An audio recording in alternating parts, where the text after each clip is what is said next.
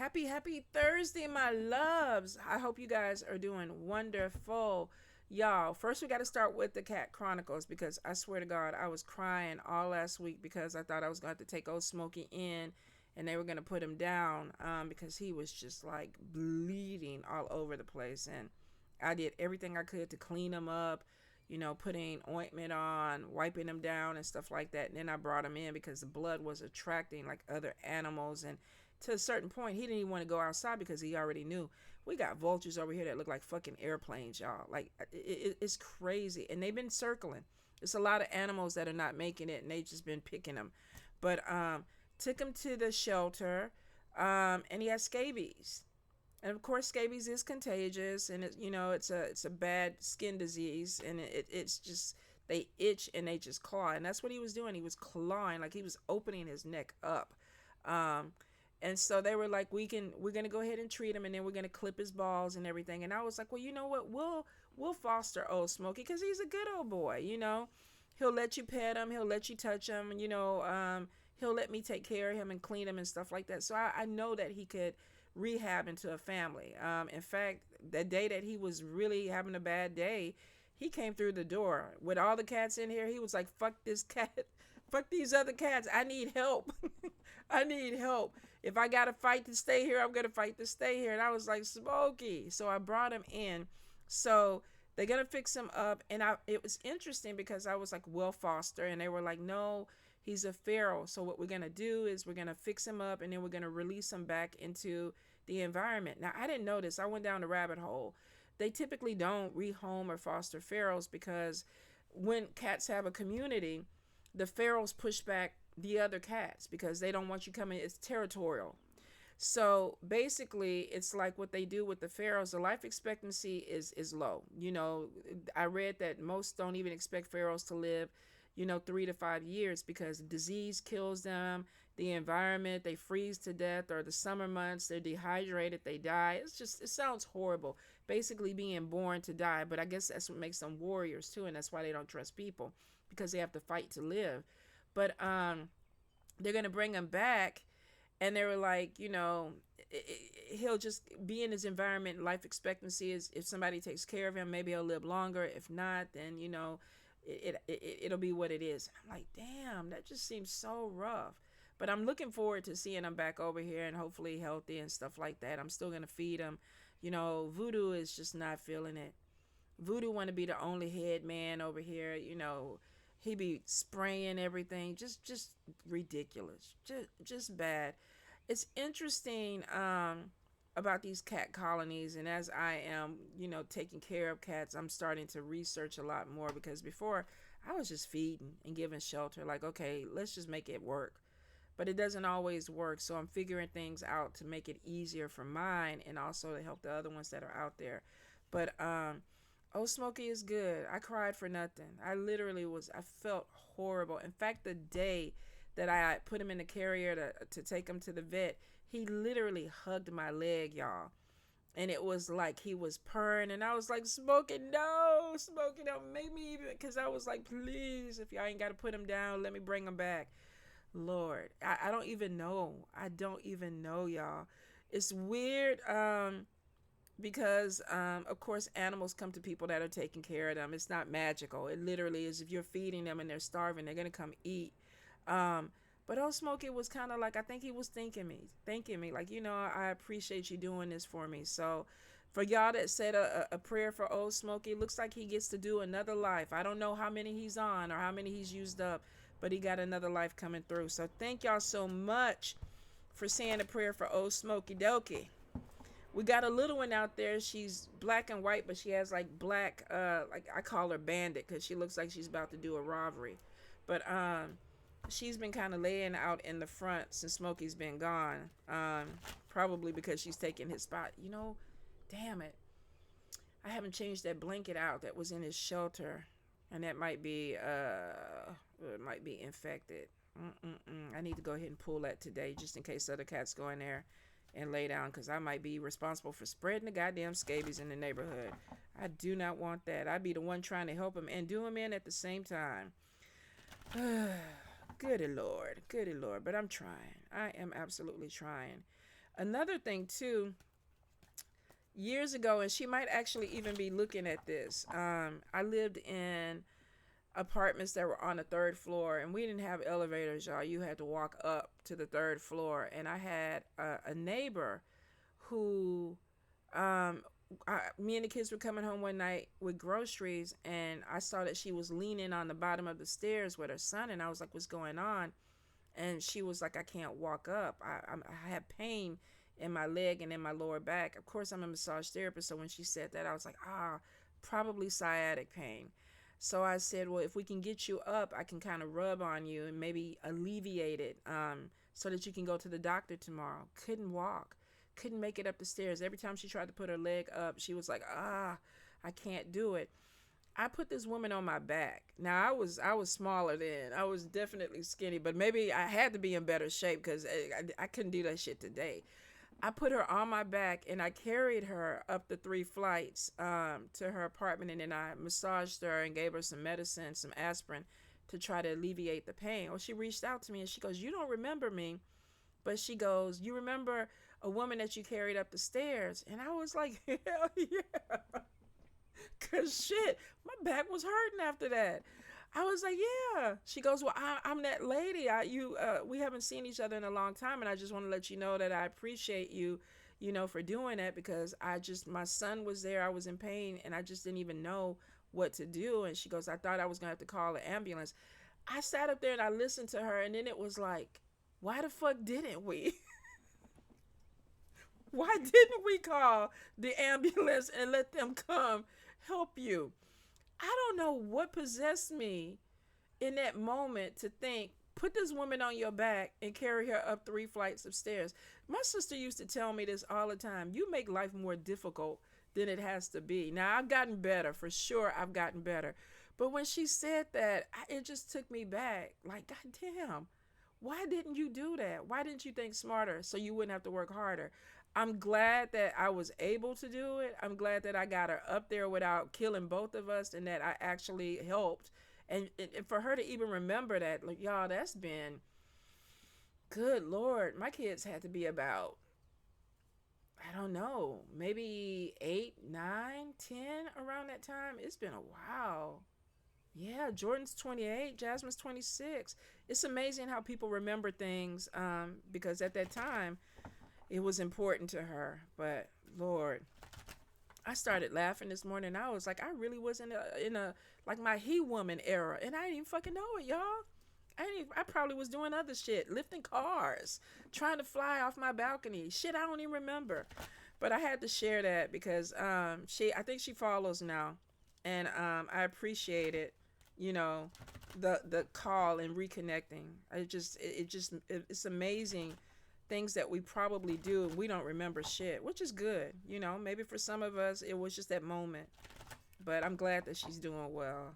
But good Lord, was I lifting weights back then? Let me quit. Let's move on. So let's get into spirit messages. You know how we do this. We're going to pick a card between 1 through 6. Ask your God, your goddess, your ancestors, deities that you work with. What is the message for you? What do you need to hear? Spirit. I need that super strength now because fuck, I ain't worked out in 3 years. I feel fucking weak. I be sitting up there like, good Lord, I got to go ahead and lift this shovel up and dig a hole. Oh man, it's crazy how times change. How age humbles you, really. So spirit, messages for my people. What do we need to hear? So of course we're going to do Divinity Diva deck, and then we're going to clarify with Mambo Sierra's deep dive. All right, messages for my people. What do we need to hear? Some of y'all, that last message scared y'all. Y'all out here getting booty free willy-nilly, and everybody was in my inbox. Please don't let it be me getting pregnant. Please don't let it be me that's popping up here with this baby. Newsflash, y'all have control over y'all uterus, right?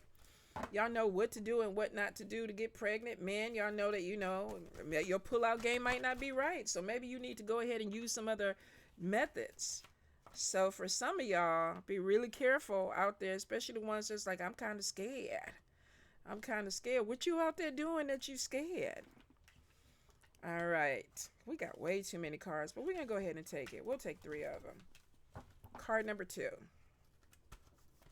Any guidance? Any messages?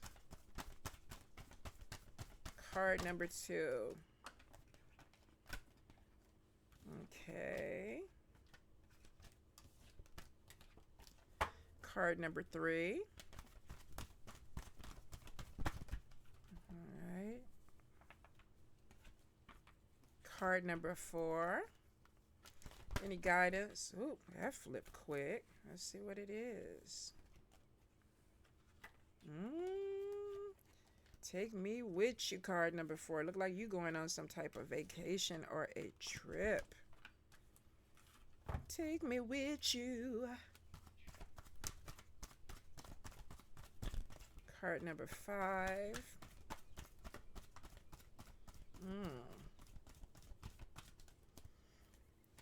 Okay. Card number 6.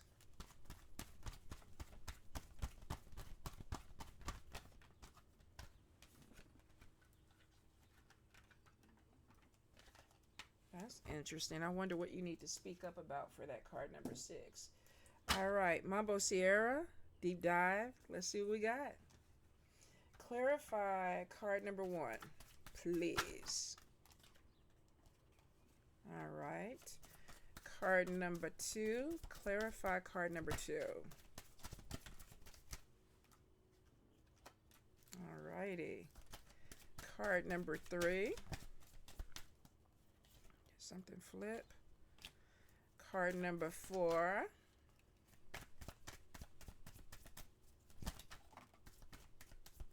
There's way too many cards that flew out. Oh, ooh.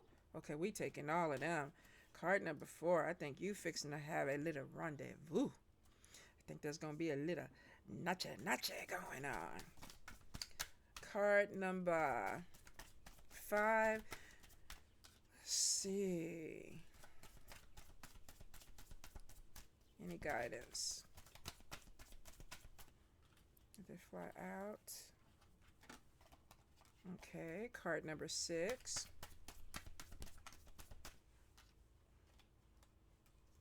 Hold up. I want to say something else. Was that it that flipped? Oh. What is that? Is it card number 6 or card number 1? I pulled it for card number 6, but it fell on top of card number 1. Let's just go with card number 6. Since we pull it, let me clarify that though. Because power of the pussy card number 6. What y'all doing? I mean, this could be about personal power for sure. This also could be bringing in some type of prosperity. Some of y'all might be sex workers or bringing in some money with the sexy. All right, let's get into it. Card number 1. First thing that comes out, we had manipulation, and then we had the strength card, and then spirit protection. So I think some of y'all may have somebody who's trying to manipulate or do something to you, but spirit is like, look, we got your back. Now, clarification is graveyard work. And this could be somebody that is trying to do something to stop you, bind you. Graveyard work is not necessarily negative, but the manipulation is making me think that somebody may be trying to do some work that's going to cause something where they're trying to either manipulate what you're doing, manipulate a situation. Now, if you are a worker, this could be that you are manipulating a situation. Maybe you're doing some work for somebody else. Spirit protection is coming out, and then we have the strength card on top of it. So it could be that if you're trying to break through some type of manipulation with some type of graveyard work, that you're going to have victory with that. If this is the opposite, though, general read, and somebody is doing something on you, there's a lot of spirit protection that's coming in. So maybe you have somebody that is doing some type of graveyard work, trying to bind you, or at least cause some type of confusion. We got manipulation, we got the strength card, and then we have spirit protection on top of it, which means don't worry about it. Could be calling in ancestors. I get some type of barrier, especially with spirit protection. And the strength card is showing that these people may be going against something that is a lot stronger than what they're trying to do. because it looks like it's breaking this manipulation. I would also say too, if you are going to the graveyard and you're just dealing with random spirits, you may have your spirits trying to protect you from that. You know, some people just be out there willy-nilly throwing graveyard dirt in the air and then running into it. Yes, the dead, the dead, the dead, whatever.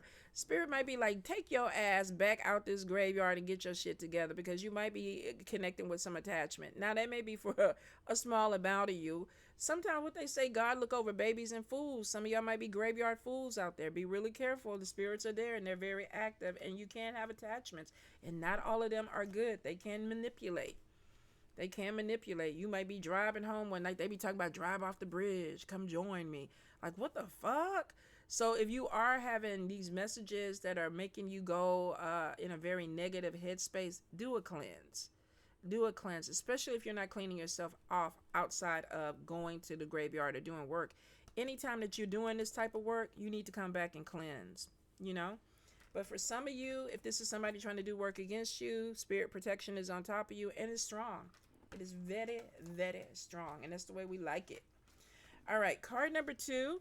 First thing that we get is relationship problems, message, something with communication, and then we have death or loss. This could be not talking to somebody, or possibly a loss of a friendship. It may be that a message comes in that makes you realize, I don't want to be connected with this person.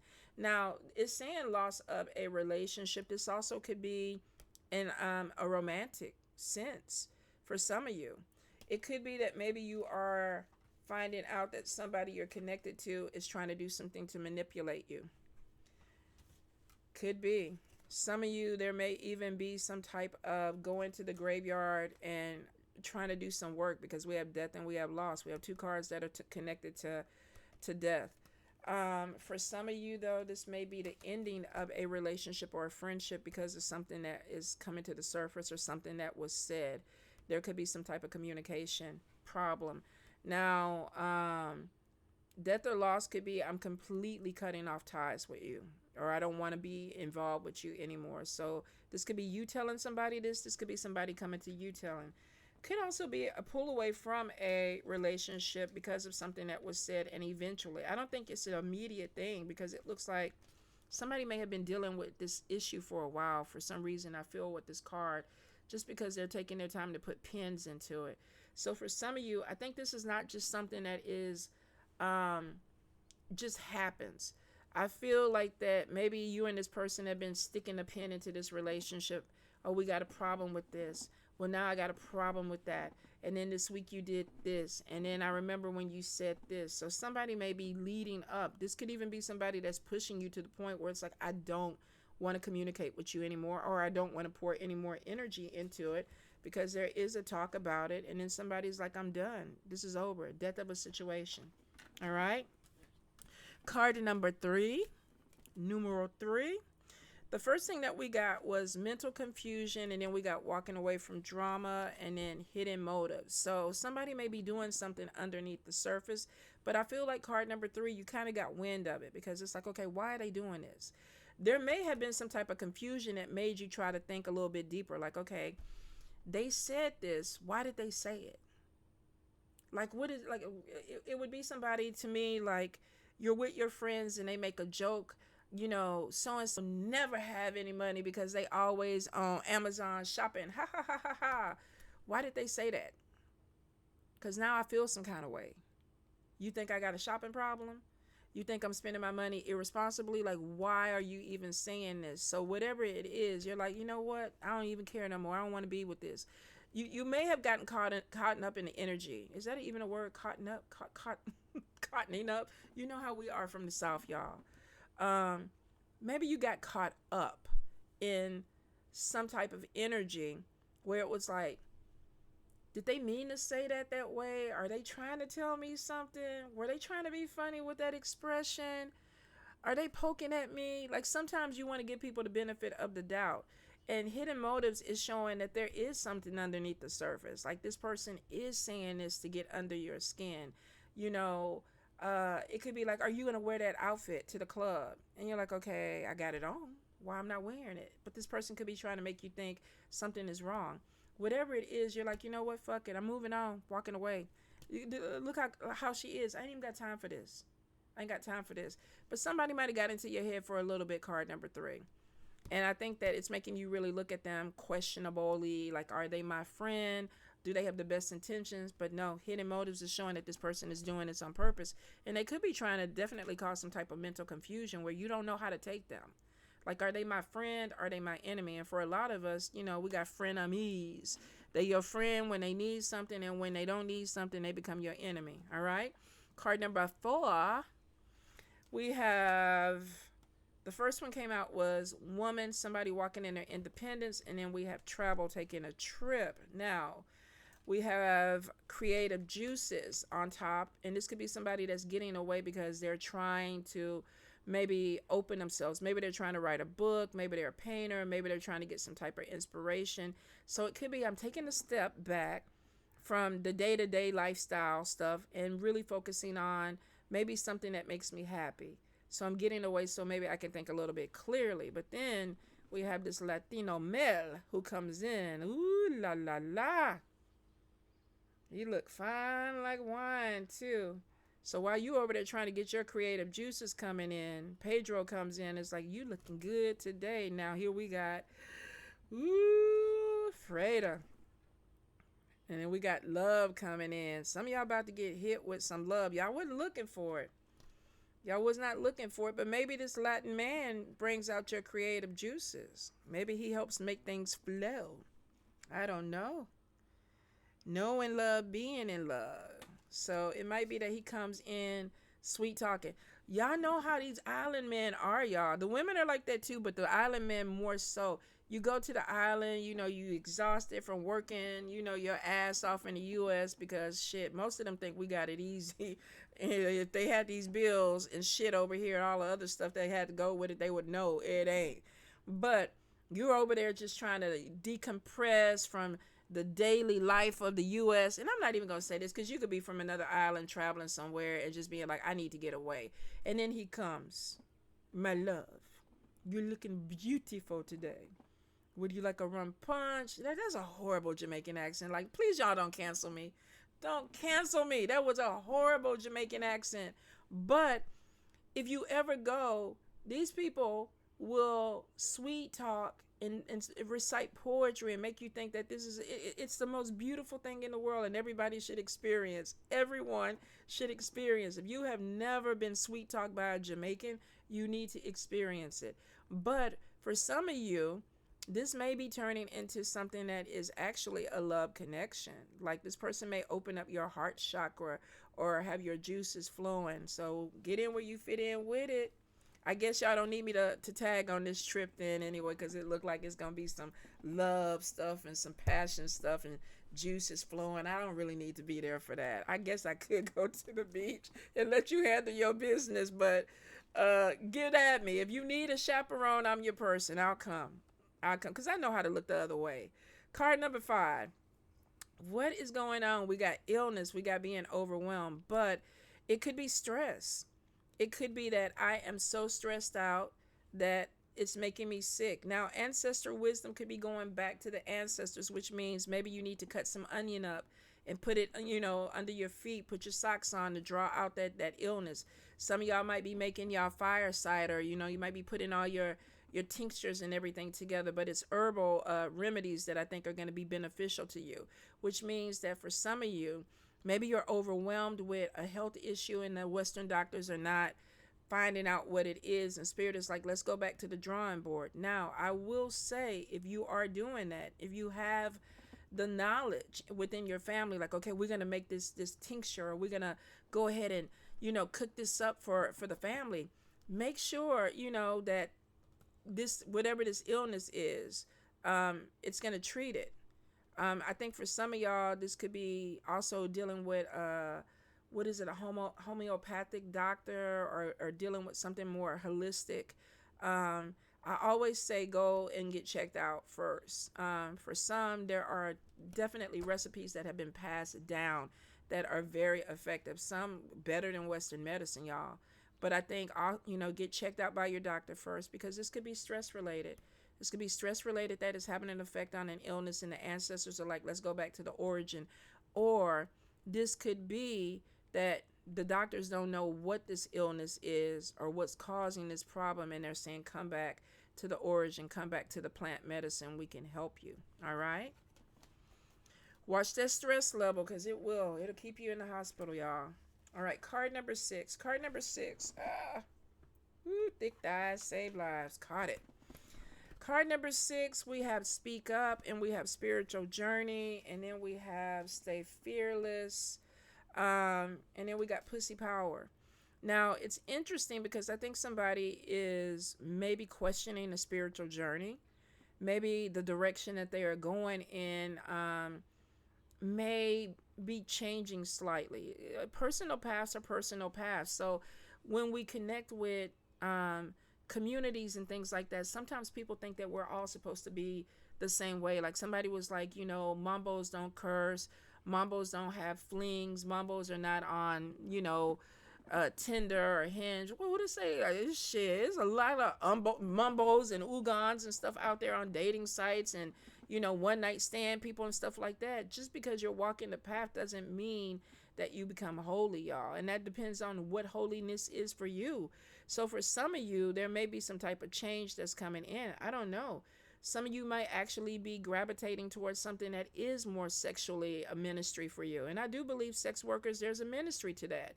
For some people, I think they are called to that. Now, we could debate it.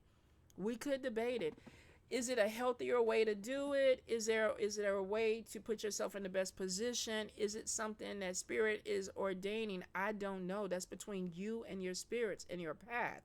If this is not about anything that has to do with sexuality, this is about staying in power. Walking a path that empowers you. Staying fearless. Some of y'all may be in a tradition, but it's like, let me try something a different way. Let me add my spill to it. It doesn't have to have anything to do with the sexuality. It could be, let me try a different form of walking in my power. What is going to empower me? Because this is a part of a journey.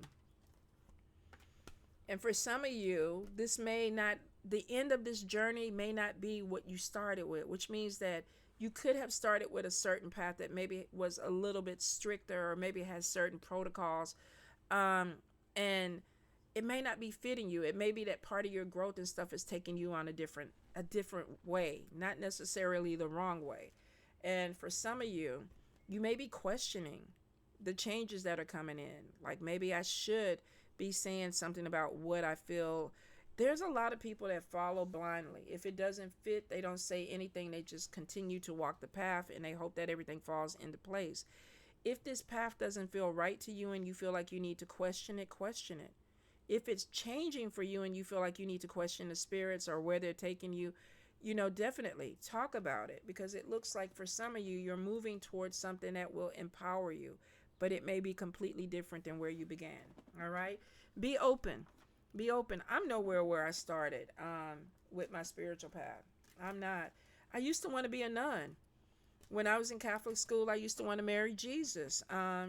We would probably be getting a divorce at some point, because that's not the path that I am on now. So I would have been like, sorry, Jesus. I used to love you a lot, because I wanted to marry. I wanted to make that sacrifice. But maybe that was not my path, because then I met Chili Red and boys came into the play and I was like, dang, Jesus, I'm trying, but he fine over here. My path changed.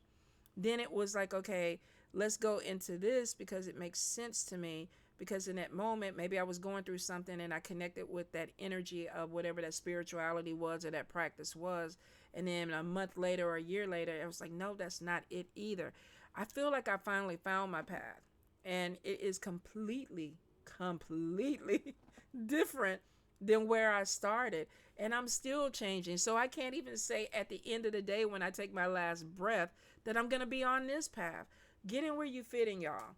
Don't let a lack of speech or questioning your path or talking about it or feeling like you can't say anything keep you stuck on something that you're not supposed to be. I think that's one of the biggest things with people when they practice is like when you get godparents that say, oh, you can't ask me questions or how dare you question me. you have every right to question somebody. You have every right to be comfortable with what you are, involving yourself in. That's how a lot of people get caught up in cults and stuff like that. They just go along with the status quo of it, and that ain't good, y'all. That ain't right.